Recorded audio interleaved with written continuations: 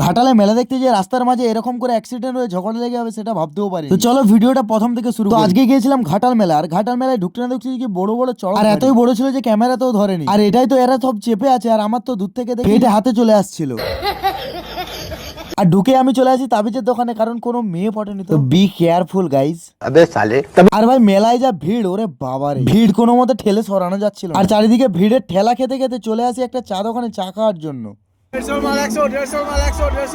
আর এদিকে 150 মার 100 হয়ে গেল, কিন্তু তোমার সাথে দেখা হলো না। তেরি মা কি। আর আমরা এমন দিনে এসেছিলাম যেখানে কেউ তারকা, বাচ্চা বাচ্চা মেয়েদের নৃত্য হচ্ছিল, দেখতেও ভালো লাগছিল, কিন্তু কি আর করব, তাই দুজনে দাঁড়িয়ে দাঁড়িয়ে পোজ মারতে লাগি। আমার কিন্তু সাদা মনে কাদা নেই, আজকে তুমি থাকলে না এইসব জিনিসগুলো সবই তোমার জন্য কিনে দিচ্ছি। সে কথায় আছে না, কুকুরের পেটে ঘি হজম হয় না। I am a relax, see you not for mind.